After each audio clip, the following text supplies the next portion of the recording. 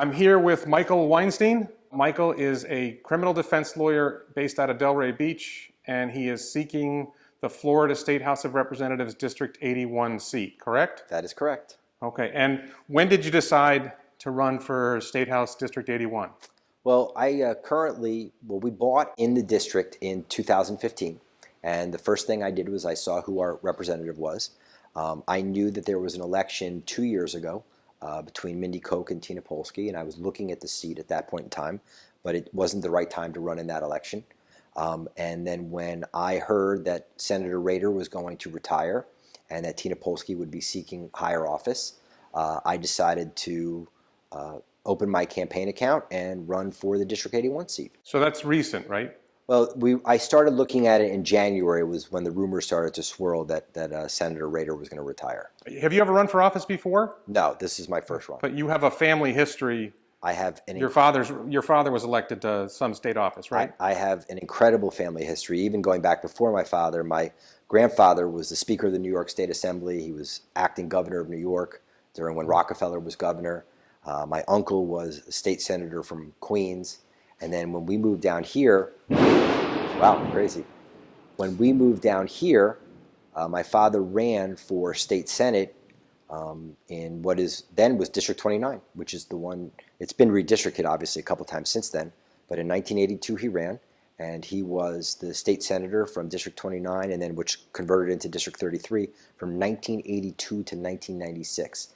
And he also was the majority leader of the state senate during a portion of that period of time. So you at least have through your family some understanding of how state politics works. Not only that, I was literally a page in the State House of Representatives when I was 16 years old and 17 years old, so I remember it. I've been going to Tallahassee my whole life. Sometimes I meet candidates who are passionate about an issue or two. Like Karen Brill was really motivated when she first ran for school board about special needs children. Is there something that really motivates you as an issue that got you to say, you know what, I need to do this, this needs to change? What drove you to say, I need to run for office? Well, the answer is yes. I do have one issue that's part of my platform, but let's take a step back and just talk about the district real fast, because the issues are different related to where you are in the district. So I am running for Florida State House, which is District 81. The district encompasses the county line, basically, which is around 18th Street, all the way up west of the Turnpike, all the way to Belglade. So you have West Boca, West Delray, West Boynton, all the communities, the GL Homes, the Oaks, Boca Falls, where we are now. Wellington. Yeah. It circles around Wellington. Interesting, okay. Circles around Wellington and then shoots straight to the Glades. Okay. So when you travel up 441, circles around Wellington and then goes to the Glades. So, but you've got three cities up there, South Bay, Pahokee, and Belglade. So the issues are very different in West Boca than they are in Belglade. I'll give you an example, because I've been going on what I call a listening tour. I'm going to every single community. I started by meeting with folks from West Boca, and they told me that their biggest issue right now is traffic. They want to know how the state can deal with traffic. We talked about perhaps adding a turnpike interchange on Palmetto Park Road. That was an idea that they came up with, that they asked me if I would support if I was in the legislature. When I went up to Belglade, the issues there are jobs, the issues there are housing, and the issues there are agriculture. So we have different issues in the district. One of the other issues that my background is criminal justice. I'm a former prosecutor. I'm a practicing attorney in South Florida for the past 22 years. So I know that we have had basically an opioid epidemic for at least the past dozen years. And I commend State Attorney Ehrenberg for his Sober Home Task Force, because I think that and I even represented a client who was charged with patient brokering, so I'm very familiar with that. But I think we need to take it a step further. So now let me answer your question. I think that one of the ways that we can combat opioid abuse, which is in our county, and it is, we have to have more long-term dual diagnosis residential care. And what that means is people will often self-medicate with drugs because they have a mental infirmity, bipolar, schizophrenia, depression, and they'll self-medicate. And one of the ways they'll self-medicate is with opioids. And the problem is it's a double-edged sword, because not only are they hurting themselves, but if you are walking into a Walgreens and you are stealing and shoplifting to pay for those opioids, you're now hurting society and you're hurting yourself. So one of the first bills I'd like to pass, and I'm working this out right now, I want to figure out a way that won't really cost the taxpayers any more money. I would like to see a way that we can turn around our jails from just housing users and find a way, instead of pouring money into the jails, to pour money into residential treatment for non-violent offenders. Now, if you walk into Century Village and you steal a lady's purse because you need to get your fix, then the guidelines, the sentencing guidelines are there for a reason. But if you are committing a non-violent offense and you are medicating with drugs and you are amenable to treatment, I think that is something that's a core issue for me. Okay, so I think my West Boca readership knows that I'm kind of out there extreme on an issue like this. I'm also a criminal defense lawyer. I've also represented a lot of people with various drug offenses. What you just described to me is an argument for outright legalizing drugs, because we don't see people stealing alcohol from liquor stores very much. We don't see people committing burglaries to get money to buy alcohol. The reason that we see it with drugs is because drugs are expensive because they're illegal, because it's hard to get prescription drugs. Let's say you wanted to get OxyContin. It's hard to get that because the pharmacists are afraid to give it to you. The doctors are afraid to prescribe it. An alternative solution would be, let's just outright legalize drugs. It would create less work for you and me. It would mean we would need less police officers prosecuting drug cases, but that might be a better solution. I'm pretty sure you disagree with me. Why? Okay. Well, first of all, I don't support the decriminalization of all drugs. And the reason why I don't is because as a criminal lawyer, I have had literally clients who have overdosed on very hardcore drugs and they've died because they can't control themselves. I'm not saying that alcohol cannot kill you. What I'm saying is it generally happens over a long period of time, as opposed to you could have a heart attack from cocaine or you could overdose on heroin. So I think some of the harder drugs should stay criminalized, and I would not support changing the laws on the harder drugs. I would not be opposed to, and I'm not opposed to, the decriminalization of marijuana. I think that we're headed in that direction, and I see that's where the law is going. I also was supportive of medical marijuana. I think that if you have cancer or another terrible disease and you find that marijuana eases that pain, I can see reasons to support that law. And I also don't have a problem with the decriminalization of marijuana. I don't think that you ruin a kid's life who's 19 or 20 years old because he's caught with recreational marijuana while smoking with his friends. I don't think you ruin that person's life. Could you redirect them with treatment or therapy if they need it? Sure, but I don't think that they need to get a criminal record for that. Okay, so my concern with that is you posted on Facebook on your, I don't remember if it was your personal page or if it was your campaign page. It was the state. You posted a black square. Correct. Okay, which means you sympathize somehow with the Black Lives Matter movement or the concerns about police violence. So let's turn that, and I'm going to argue with you at some point in here, but because I've had this argument with a lot of friends. Like I said, I'm extreme. For those who are watching, Mr. Weinstein, I don't know if you want me to call you Michael. Yeah, Michael is probably more normal than me, so don't take this the wrong way. I know I'm crazy. But when you post that, how would you address it as a policy issue as a state legislator? Okay, so I've thought about this at great length. I was actually up in Belgrade last week listening to the mayors of Belgrade, listening to the mayor of South Bay, and speaking with some of the African-American pastors in the district that I'm running in. I wanted to hear what they had to say. And this is what I have determined. We do have a systemic racism problem in this country. And I'm 47 years old, and I've seen it since the day that I'm born. And I think our problem is we've been fighting racism from outside in instead of inside out. And let me tell you what I mean by that. So George Floyd was killed, and he was killed because a police officer put his knee on this person's neck. The way to fight racism from outside in is we now arrest and prosecute the offender who committed that homicide, because it's a homicide. The problem is, why did we get there to begin with? Because we have an inside-out problem. And the way to fix that, the way I see it, and the way that I've listened to some of the African-American leaders is, one, we have to have de-escalation. Has to be. You have to de-escalate violence. It's not always going to work, but you have to do everything you can to use the least amount of force necessary to arrest someone. Number two, we have to make sure that we use non-deadly means as often as possible. And if that means tasers as opposed to firearms, it will save people's lives. And then the third thing is, we've talked about what we call citizen review boards. And I believe that if the public has the final say-so as to whether or not an officer has committed some violation of law, and they know that there's an oversight from not just their department, but from the citizens, that will help cure the problem from the inside out as opposed from the outside in. And so I would support that. So I'm going to be aggressive for a minute. I've heard all that before. Okay. I heard it after Rodney King. Just 4 or 5 years ago, we saw it with James Blake. Not that he was killed, but tennis player, U.S. Open tennis player was grabbed by an NYPD cop and slammed to the ground. Supposedly mistaken identity, but you're arresting somebody for credit card fraud, supposedly. He had the wrong guy, but why would you be treating him that way? And Mayor de Blasio apologized to him, but he didn't change anything. Correct. And we have decades of politicians, usually Democrats, but Republicans as well, saying, yeah, we're going to fix that, we're going to do this, we're going to do that, we're going to do community policing, we're going to train in de-escalation, we're going to do all this stuff. And the practical reality is, okay, people have been promising that for decades and it hasn't worked. We haven't seen the change. And I would say to some extent maybe there has been some positive change, but the people who are marching and protesting now would say, no, we're not.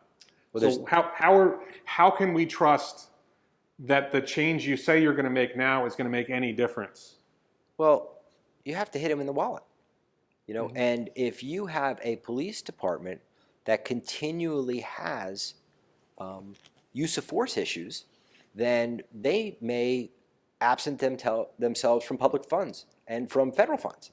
So if you basically hold their monies back and they can't afford some of the things that they need because they continue to have abuses, then you have to hit them in the wallet. And I think that is one of the biggest things that we can do. But who are you hitting in the wallet? The officer themselves, the city, I think the departments, and that's one thing. Joe Biden talked about that a little bit. Withholding federal funds. And I think the second thing is this: we need to protect our police officers. I am not a believer in any way, shape, or form that we need to defund the police, because I think that that's not a practical or pragmatic solution. But I think, and I believe that most of our first responders are good intentioned and good-hearted people. I went and met with the PBA last week. I told them wholeheartedly I want their endorsement, because I do believe that most of our PBSO deputies, our Boca Raton Police Department employees, I believe that they are sincere in their efforts. So the second thing that we can do is we can certainly have a more public approach to discipline. And I talked a minute ago about having citizen review boards, but I think that if discipline is out in the public, then I think that it will cause more of the officers to not want to embarrass themselves. Lastly, I would point out as follows. There has been a steady increase in the militarization of the police departments.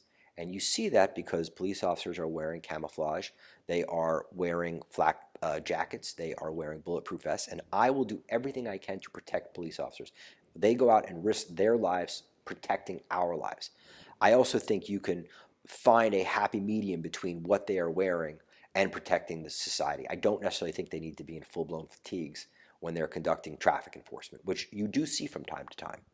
I hear that talk about demilitarizing the police, and I don't know if you're familiar with Radley Balco. He wrote a book called The Rise of the Warrior Cop. Okay. I follow him on Twitter. I read his book, and he talks about the militarization. The problem I have is Derek Chauvin killed George Floyd with his knee. The vast majority of police shootings involve a handgun. It's very rare that we see a police shooting with an M4 rifle, a full auto or rifle. Although they are receiving military equipment, I haven't yet seen a pedestrian run over by an MRAP, mine-resistant armored vehicle. Yeah, it's there. Maybe it creates a psychological effect, but the practical reality is they're not using military. I haven't yet seen a story where an innocent black person was shot with a militarized weapon. But Warren, what you're looking for is individual accounts. I have been a criminal defense lawyer in South Florida going on since 2005. And I can tell you that my clients who have done nothing wrong, when they see a car that is driving down the road and it's blacked out and there is officers in there who are wearing full-blown fatigues, that doesn't create a sense of community at all. So it's not necessarily whether or not George Floyd was killed by an on-duty, in-uniform officer. It's just maybe there won't be so much animosity if they're not militarized, the rest of the department. So I think that there are solutions. Is every solution going to work? No, but I think that there are middle grounds to be found. I mean, you look at Minneapolis. It's about the leadership, the mayor, the city council, the state attorney general. You have about as far left in the Democratic Party as you can go running the city and state of Minneapolis and the state of Minnesota, and they didn't get it done. New York City is generally thought of as pretty far left, and James Blake happened 4 or 5 years ago, and it didn't get done. San Francisco is pretty far left, and Kamala Harris was the prosecutor, and it didn't get done. So the reason I'm bringing this up is because I mentioned legalizing drugs before, and I'm going to just advance my theory. Okay, my theory is you're not going to meaningfully change police. You can talk the talk all you want. The police institution itself does not want to change. The police officers view their own safety as primary. I don't think you're likely to achieve the change you're talking about. But here's one thing we know. There are certain police encounters that are more likely to involve violence. There are certain kinds of police encounters that happen a lot that maybe aren't necessary. So Corey Jones, for example, I believe was a traffic stop, right? Yep. I don't remember what he was stopped for, do you? No, I don't, but I do remember you're correct in that regard. Okay, Philando Castile was a ridiculous, I don't know if you're familiar with Philando Castile. I am. It was a ridiculous traffic stop. The police officer said he looked like the suspect in a burglary, and he pulled over the car. It was completely wrong. But traffic stops are probably more than half of criminal cases start with a traffic stop. Is that a fair estimation in your experience? I can't answer that because I think that there's so many walk-ins and so many calls for domestic violence or burglary. So I don't think that we can say one way or another whether it's half. But I certainly would think that there is. Look, I concur. There's a fair amount that result from traffic stops. Well, I mean, look, there's 15,000 traffic tickets a month in Palm Beach County. Dave Ehrenberg spoke to the West Boca Community Council and said that 1/3 of the criminal cases were driving under suspension. Okay. Then we have drunk driving. Then we have driving unregistered, driving uninsured. When you add it all up, you're in the ballpark of half or more. And then you have the drug cases that started with the traffic stop. We have a particular, I don't know if you're familiar with O'Connor's, but I'm going to say you should deny being familiar with O'Connor's Pub in Sandalwood Square. I feel like every week, I write a crime report, and I feel like almost every week there's a story, an arrest where a police officer was walking in the parking lot and observed someone in their car and through plain view saw drugs in the car. So that's sort of like a traffic stop. So, we could find a way to reduce the number of traffic stops. We just recently passed, so here's an example of this. Florida just recently passed a law saying that texting while driving is a primary offense. I have my own opinion that texting while driving is, it's a genuine potential risk, but it's not worth making it a primary offense. That I don't think we should be arresting people for cell phone violations at all. And I'm extreme. Well, I mean, just be clear, my audience probably disagrees with me on this. But don't forget, we're not arresting people. Primary offense means that you could be pulled over and cited for it. But you're having a traffic stop. It's a traffic stop. And that traffic stop can lead to a violent encounter. Well, I mean, that's correct, but I am not going to get in the way of that law. I believe that law is on the books for a reason, and it should be there. But so my point about this is, and again, this isn't about you. Right. This is really, I'm sort of speaking to my audience and failing to persuade them as usual. We make choices. We made choices to criminalize drugs. We made choices to treat these driving offenses as something that we're going to have armed men stop your car. That creates encounters that are potentially violent. Domestic violence. I think we probably both agree that we still want police to go to a domestic violence call. Of course, and that's why I said earlier, Warren, you can't defund the police. It's just not a practical or pragmatic solution. There are too many. I want, if a woman or a man calls the police at 2 o'clock in their morning because their spouse or partner is committing violence, I want the police to arrive in minutes to save that person's life. Right. We all want that. Right. And if you defund the police, that's not going to happen. But I also want, a young brown or black person who's pulled over to be treated constitutionally and fairly as well. Do I think that as one person running for office, I can solve the entire world's problems? No, but I'm going to do everything I can to solve my part of the world's But problems. here's my point, though. There's two ways of approaching this. Yeah.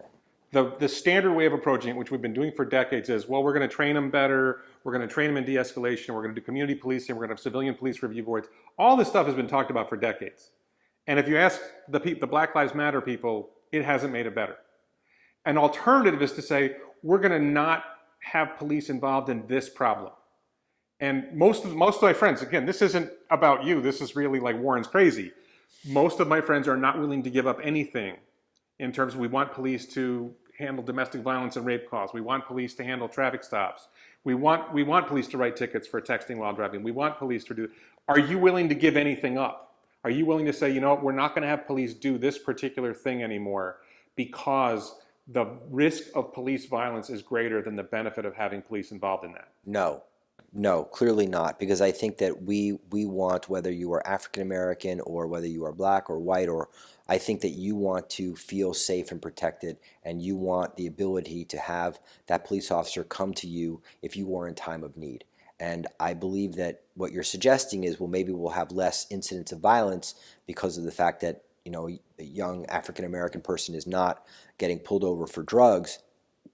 I think that we can train the officers better. I think that we can have citizen review boards. I think that we can start creating a passion to fix the problem from the inside out. You know, there are police departments. I heard the mayor of Atlanta today talk about how they have de-escalation tactics, yet a young man was still shot. That case is going to be debated a little bit because of the fact that apparently he had a taser and was shot while he was holding a taser, but still, did he need to die? You know, so the answer is no. I think that you can find a solution, and that is something that we are going to have to work on it every single day. Okay, so let's turn to something else. You mentioned you were speaking with people in West Boca about traffic. Yes. I was speaking to somebody from FDOT a few years ago. Okay. There has been lingering a proposal. You came on Glades Road, right? I took Glades to come to you, yeah. Okay, so if you pass we're in Boca Falls, Boca Raton, Florida. If you drive past the Boca Falls entrance, you drive past West Boca High School, Glades Road bends to the left and meets up with Palmetto Park Road. There was a proposal, there's still sort of lingering out there, to have the Glades Road continue south.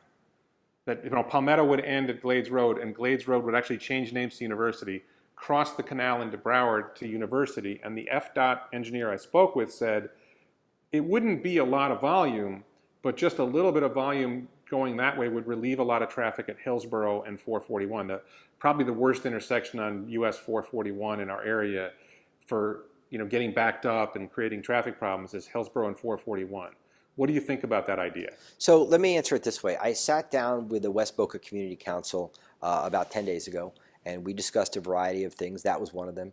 We also discussed potentially a turnpike interchange on Palmetto Park Road to alleviate traffic. As a resident, and as I mentioned earlier, I believe I'm the only Democratic primary candidate who actually lives in the district. I live about 8 minutes from your house. What's the neighborhood? Oh, I live in, well, we have the Bridges and Seven Bridges. Okay. Okay. So I am a believer that we need to do everything we can to alleviate traffic because more people are moving into Florida than are moving out. So I don't want to comment on any specific proposals yet, but what I promised the folks from the West Boca Community Council that I would work with them on every single possible solution that's viable, that we can pay for, that will alleviate traffic on Glades Road, on 441, on Palmetto Park Road, and especially in the Turnpike. So I don't want to comment yet until I need to know more about it. One of my pet topics that I don't know how much my readership really cares about, but it's interesting to me, is if you go Palmetto Park Road to the end, Okay. Water's Edge Elementary School's there, meets Glades Road. If you were to continue west, there's this big piece of land that was known as the Parker Ranch. Okay. It's currently known, believe it or not, as the future home of the Fran Rice Preserve. Another way of looking at it is if you're driving Loxahatchee Road out towards the Everglades, after you pass Boca Winds on the right, there's this long stretch of land on the right. 3 or 5 miles long, I forget how long it is. It's a big wedge. Originally it was supposed to be a landfill, and it was stopped due to community opposition, but the county went through with a eminent domain proceeding and spent $20 million of taxpayer money buying this land, which has been sitting there for about 20 years doing nothing. I believe there was this idea it was going to be used for stormwater, Okay. that they'd create more retaining ponds or something. Nothing seems to be happening. The Army Corps of Engineers hasn't done anything. Somehow the Army Corps of Engineers is tied up with it. To me, if it's going to be the future home of the Fran Reich Preserve, and keep in mind I'm biased because I live really close. Right. So if you live in Seven Bridges, or you live in Pahokee, it's not really an issue to you. But my audience is in West Boca, and a lot of people live in Boca Winds, Boca Falls, Loggers Run, Mission Bay. We have South County Park, but it doesn't really have a lot of walking trails. It doesn't really have a lot of biking trails. You know, one of the things that could be done with that is to create, you know, hiking or biking trails. Do you see any potential for us to do anything with that land? Well, I'm always open to more green spaces. You know, I've mentioned to you, I believe off the record, or off the camera, excuse me, that, you know, I'm a parent of a 9-year-old who goes to the Palm Beach County Public School System. And, you know, my wife loves the outdoors. She likes biking and she likes running. So the more green space we have, the better. Is it something that I would be interested in and looking at? Absolutely. One of the things that I can do as a legislator, one is you're going to pass bills, and you have to find issues that you're passionate about. I talked earlier about, you know, I want to find more dual diagnosis treatment. That's a very big issue for me. But certainly you need to bring home allocations to your community. And if the community is supportive of making that a green space and making that space a park, then I would be all for it. It's another issue that I would definitely be willing to explore and look at, for sure. Okay, so there's two other issues that are on my mind, and I'm going to ask you if you have anything you want to talk about after that. I saw somewhere you've talked a couple times about you have a 9-year-old. Yes. In the Palm Beach County Public Schools. I have a 15-year-old in the Palm Beach County Public Schools, and one who just graduated a year ago. And it sounds like that's a big issue for you. You want to make sure that the schools are taken care of. What do you see that you could do in the State House of Representatives that would improve education in Palm Beach County? So let's talk about this. First and foremost, I think that I will always support teacher pay and making sure that they're paid a living wage. And the way to recruit, like I'll give you just a personal example. My daughter's teacher was an all-star this year, and we want to keep those types of teachers. We want to make sure that we have the best teachers possible, and in order to do that, you have to pay a fair living wage. So I would always support a fair living wage for teachers and pay increases as necessary, 100%. The second thing you can do is to make sure that class sizes do not get too big. You know, we are ever increasing our population in the state of Florida, and we are having folks from all over the world who move here. We have people, there is a lot of, ever since COVID and ever since the tax changes that Trump put into law regarding writing off your taxes, people are moving to South Florida in record numbers. And how do we support that? Well, we have to support that by putting the kids in school. But if we start overcrowding our school system, the kids will learn less. So if that means that I do not support raising taxes if we do not have to. I do not want to have to do that. But would I support reallocating funds from other areas to make sure that our schools are properly funded, and our teachers are paid, and that our school class sizes are at a normal level? I would do everything I could to support those issues. We've had a couple incidents recently in West Boca. We had the principal of Spanish River High, I believe his name is Latson, was accused of making an anti-Semitic remark. And we had just had an incident more recently in Omni Middle School where a autistic kid was bullied and was caught on video. And I actually subbed in the Palm Beach County Schools for a few months. And when I go to, I don't know if you've ever heard a principal say this, but when I've heard a couple of administrators say something like, we have a zero tolerance for blah, blah, blah. We have zero tolerance for cell phones. We have zero tolerance for violence, whatever. They'll say those things. From being inside as a sub, from talking to kids who are inside all the time, much more than I was, I would say we have a zero consequence environment in our schools. Just to give you an example, I was in one of our local middle schools. Kid 1 elbowed kid 2 in the head hard. something that would get you ejected from any professional sports league and probably suspended for a couple games. I hit the magic white button, an administrator came, talked to both kids in the hallway, and sent them back in 3 minutes. There was no consequence for a violent act. The incident that happened at Omni Middle, there were, the autistic kid, the family said he'd been bullied for months, he'd been moved from one middle school to another, and the only time the consequences came was when there was a video, and I've seen this before, the only time the consequences really happen is when their video comes out and the school district gets embarrassed by it and they do something. So with Latson and Spanish River, what happened was Latson faced consequences, but they were not, the people who were investigating it were not allowed to investigate higher up to see if there was some policy issue that needed to be addressed.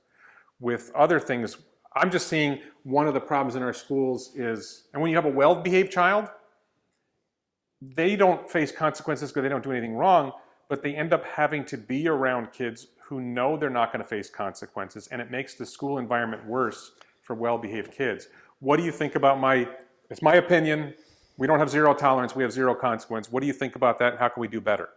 Well, first and foremost, let's talk about the office I'm running for. I'm running for the State House of Representatives, and our jobs as a legislator is obviously to create law, amend law, and constituent services, I think is something we have not gotten into. We have to discuss constituent services, how we can help. So I don't know necessarily how a state legislator can, impose their will on the school district on how kids should be disciplined. Do I think that dialogue can happen between the state and the local level? Absolutely. But I do believe that your question is really more geared towards, the school board than it would be to a potentially future legislator. You gave some interesting examples. Obviously, if someone is elbowing someone in the head, there should be a form of discipline. Right, but let's be clear about something here. I'm sorry to cut you off, but Nicholas Cruz shot up the Parkland School, and he's a shining example of the zero consequence environment. There had been multiple incidents with that kid, and he was never really held accountable in any way. And in fact, he was protected, and this is true in Miami-Dade as well. The students are protected from criminal prosecution. It's not specific to Palm Beach County is my point. This is a statewide problem. I don't see it as the problem as you see it. We'll agree to disagree on this. Don't forget, this is my background. I was a prosecutor. Yeah. And when I was a prosecutor, I was an assistant state attorney. I started in the juvenile division. And I personally prosecuted juveniles who committed crimes inside the school, whether it be a battery on a school board employee, whether it be filing a false alarm. That's another crime you see in school all the time, and theft. So I don't necessarily know that there is it's a zero consequence policy, because that's not what I've lived. I have lived where I have seen juveniles who have been arrested. Now, I'm not saying I'm supporting arresting 6 or 7-year-olds, but I think that if you are a person who commits a crime on a school campus, I think there should be consequences for that.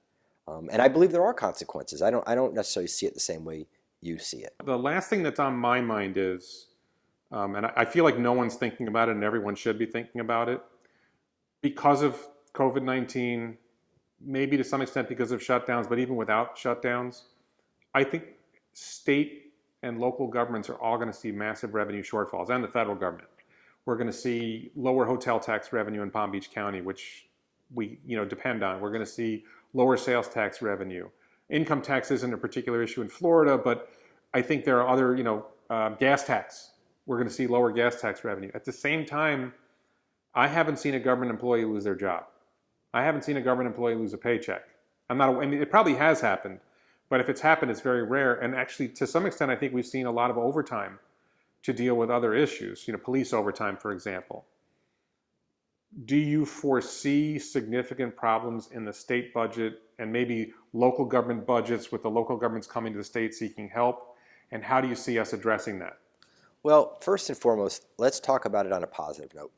I am very hopeful that we will, sooner rather than later, have a proper vaccine that will slow the spread of this virus. So I'm hoping that we are, yes, we're on a roller coaster regarding whether or not we're going to financially be able to get through this, and a secondary roller coaster as to whether or not we're going to hit a second bump as we approach the winter in the amount of cases. But I do remain hopeful that in the coming months we're going to have a virus, so it won't affect the budget but for 1 year. All right. And I think that budget shortfalls can be made up if this is within a 1 year period of time. So I'm not as concerned about it as you may be, because I think we'll be able to handle it. Number two, people still need to shop. They still have to pay their electric bill. They still have to work. And I don't think that revenue is going to be hit in a way that we will not be able to overcome it in the long-term future. I don't support a state income tax. I don't think Florida's ever going to pass a state income tax. I'm going to try to avoid raising taxes if I get elected to the legislature unnecessarily in every possible way. And I'm hopeful that we can get through it. Florida's got a $90 billion a year budget. I think you know that. I didn't know the number, but Yeah. it sounds about right. And we're going to take a hit. And if I get elected and I go into session starting in the year 2021, I'm sure that we're going to have to discuss, are there going to be cuts made somewhere? I don't believe that we start cutting state employees, because I think we're going to need those state employees once we get through this. So I don't support cutting state employees' jobs. I think that that's a mistake.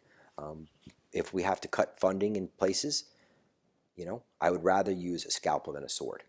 I tend to think it is going to be a 1 year blip. I don't think, maybe there's going to be some long-term lasting effects. I just, I feel like I see people who are, I'm not optimistic about a vaccine, by the way. I think it's unlikely we can have different opinions about that. I think it's unlikely we're going to see a vaccine. And I see a lot of people who are just, surprises me how terrified they are. And I have like zero fear at all. That's a long conversation. I have zero fear at all, but there are a lot of very scared people. They're scared for their children. They're scared for genuinely, I'm scared for the seniors. There's no question that this is very dangerous for seniors. But even if it's a one-off thing, and there's a $10 billion shortfall in the state budget, how would you address that? Well, as I mentioned earlier, you have to look at everywhere the state provides funding. And if there are necessary cuts to be made, I think that as you go into committee, you look at what can be cut on a short-term basis, and then as revenue starts to pick up, don't forget, Florida has so many fantastic industries. We have the cruise ship industry. We have the agriculture industry. We have all the theme park industry. We have the Miami Beach and all the tourism. People will come back to Florida. We are going to make money in the future. So I'm not all that concerned that we are not going to get through this in the long term. And I don't think that if we are going to cut, the cuts are going to be very short instead of very long. Yeah, but $10 billion is a lot of money. You're not really giving it sounds like you don't have any specifics of where you would cut or where you would raise money. Because I don't know that we have to yet. I'm not convinced yet that we're going, from everything I'm reading and everything I'm hearing, the economy is slowly, even though we're kind of at a crossroads right now, because as of today, we're in the beginning of June, cases are still rising. But at the same point in time, we're slowly reopening our economy. For example, I read that the movie theaters are going to start opening up again. Now, are people going to be going to the movies as much? Absolutely not. That's less tax revenue. I understand completely. And certainly they're going to sell less tickets because you're going to want to sit 6 feet away from the next person who you're not socially distancing from. So we're going to lose some revenue. But at the same point in time, you would hope that with people staying home, they're using less state services, and there might be more of an evening out than you're imagining. Okay. So let me just, I don't have anything left to ask you. I can't think of anything that I should ask you. Is there anything else you'd like to say to the people of West Boca Raton about your campaign, yourself, that they should know? Sure. So I decided to get into this particular race because of the fact that it became an open seat, and I knew that I had the proper background to advocate for the citizens in my district. I'm a former prosecutor. I have a ton of courtroom experience, a ton of policy experience, and a ton of legal experience. I have a couple of things that are very important to me, such as I believe in treating mental health. I believe in making sure our seniors are taken care of, especially during COVID. I believe that traffic is an issue in our district. I believe we have to support the agriculture in this district. I believe in if we can regentrify housing. I think that's incredibly important part of the district. So at this point in time, I have one Democratic opponent. I'm running in the Democratic primary. From what I understand, my opponent does not reside in the district. My opponent has lost 2 previous races outside the district and is now trying to run inside the district where they do not live. So as far as I understand, I'm the only Democratic primary candidate who actually lives in the district. Because it's a positive blue seat, I think that whoever wins this Democratic primary will go on to Tallahassee. And I believe that I will be an effective leader and communicator for District 81, and I would ask people to vote for me. Okay. Thank you very much.